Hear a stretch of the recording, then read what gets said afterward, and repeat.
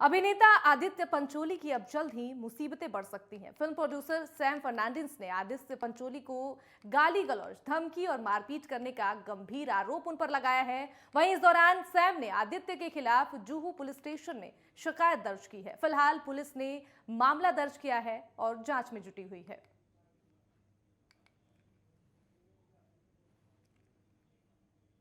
थाने के डोंगरी स्थित dumping ground में बीती रात कचरे में अचानक आग लग गई। देखते ही देखते आग ने विकराल रूप धारण कर लिया। सूचना मिलते ही मौके पर पहुंचे दमकल कर्मियों ने कड़ी मशक्कत के बाद आग पर काबू पाया। फिलहाल राहत भरी खबर यह है कि पूरे हादसे में कोई भी जनहानि नहीं हुई है।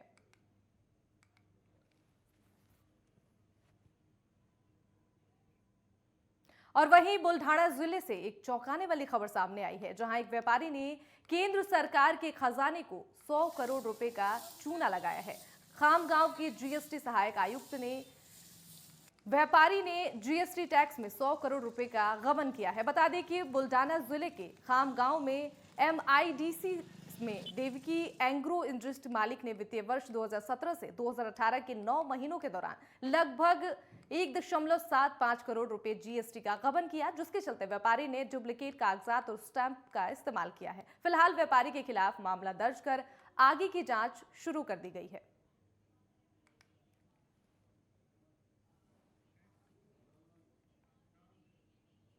लेजेंडरी सिंगर लता मंगेशकर के परिवार ने उन्हें आखिरी अलविदा कह दिया। लता दीदी की अस्थियों को उनके परिवार ने नासिक के पवित्र रामकुंड में विसर्जित कर दिया। रामकुंड गोदावरी नदी के किनारे है। लता मंगेशकर का निधन 6 फरवरी को हुआ था। इस अस्थि विसर्जन में लता मंगेशकर के भतीजे आदिनाथ मंगेशकर के साथ कुछ परिवार वाले भी शामिल हुए थे और इसके अलावा नासिक में रहने वाले कुछ आम लोग भी गोदा घाट पर लता मंगेशकर को श्रद्धांजलि देने के लिए पहुंचे। पंडितों ने लता दीदी के परिवार और करीबी दोस्तों की मौजूदगी में एक छोटी सी प्रार्थना सभा भी रखी थी।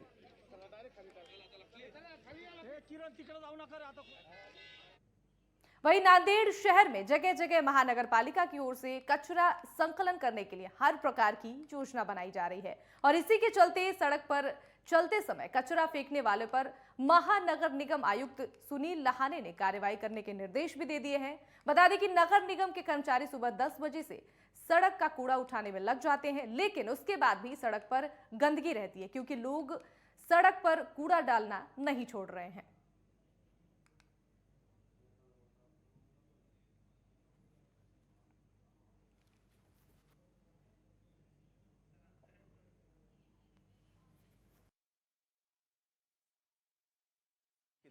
म्युनिसिपल कॉरपोरेशन की तरफ से हर रोज़ पूरे रेसिडेंशियल रिहायशी इलाका और जो कमर्शियल एरिया है वहाँ से डोर टू डोर और जो फिक्स स्पॉट है वहाँ से कचरा उठाया जाता है।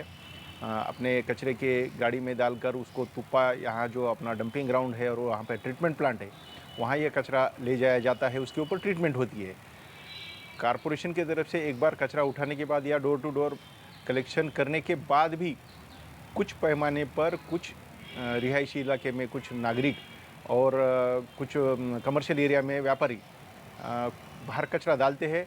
ये उनके तरफ से होने वाली गलत बात है। उसके ऊपर कार्रवाई करने के लिए डिप्टी कमिश्नर और सैनिटरी इंस्पेक्टर को इंस्ट्रक्शन दी है। ऐसा अगर नज़र में आया तो ऐसे गंदगी करने वालों के ऊपर सख्ती से।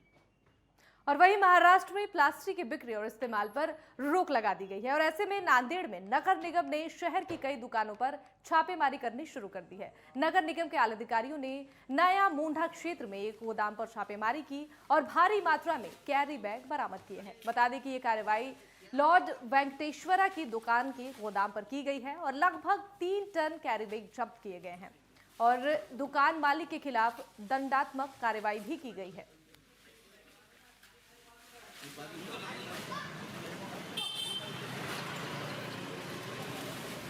महापालिका की तरफ से जुन्नर मोंडे के अंदर लॉर्ड वेंकटेश्वरा जो सराफे के अंदर जो दुकान है मोंडे में, वहाँ पर हमको जो हमारे एसआई है, एसआई के मार्फत यहाँ पर ऐसी इन्फॉर्मेशन मिले वाली है कि यहाँ पर कैरी बैग्स जो गवर्नमेंट ने बंदी डाले वाली है वो यहाँ पर है। तो एसआई ने जाकर उसका पंचनामा करके उसकी पूरी छाननी करके देखने के बाद मैं सहायक आयुक्त जोन क्रमांक 4 सादिक साहब, जोन क्रमांक 5 सोनसड़े साहब, हम यहाँ पर आकर उसके ऊपर उनका जो पूरा माल है वो माल जब्त करके उसके 3 ट्रैक्टर के अंदर भर के हमारे हैंड ओवर कर लिया गया है। और उसके अंदर अगर उनको पहले अगर पावती फाड़े वाली होंगी तो वो देखकर उसके ऊपर कम से कम 25,000 रुपये उसको दंड लगाया जाएगा।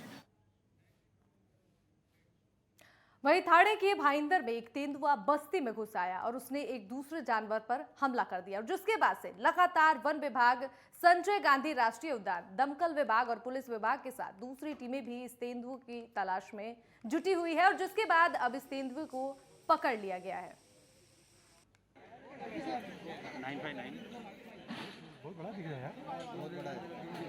42 उधम दिखा ना 313।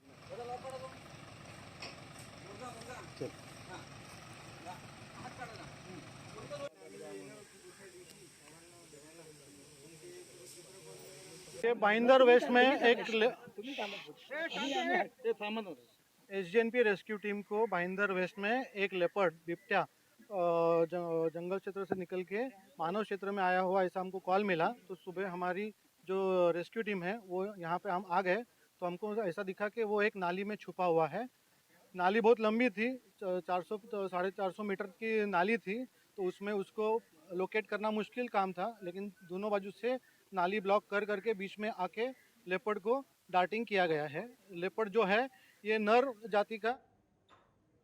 और वहीं अमरावती मनपा क्षेत्र में इन दिनों छत्रपति शिवाजी महाराज की प्रतिमा को लेकर राजनीति चरम पर पहुंच गई है। युवा स्वाभिमान पार्टी द्वारा अवैध रूप से राजापेट उड़ान पुल के टी पॉइंट स्थित चबूतरे पर बिना अनुमति शिवाजी महाराज की प्रतिमा को हटाने की घटना के बाद से युवा स्वाभिमान पार्टी के कार्यकर्ता प्रशासन के खिलाफ आक्रामक हो गए हैं और बुधवार को मनपा आयुक्त डॉक्टर प्रवीण आश्रीकर को राजपेट अंडरपास पर फोन कर बुलाया गया। यहां महिला कार्यकर्ताओं ने उन पर स्याही फेंक दी।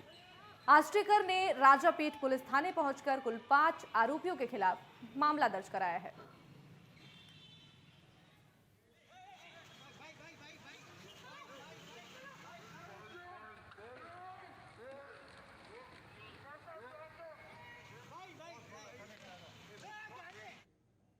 और वहीं औरंगाबाद के वैजापुर तहसील के बिलोनी शिवरा में परस्पर विरोधी शिकायतों के आधार पर 10 लोगों के खिलाफ दंगा का मामला दर्ज किया गया है। दरअसल कुछ लोगों ने एक व्यक्ति पर हमला किया है और सिर में उसके गंभीर चोट आ गई थी। उनके साले मंगल कदम और पिता कोंडी राम कदम को भी पीटा गया है। फिलहाल पूरे मामले में पुलिस जांच कर रही है।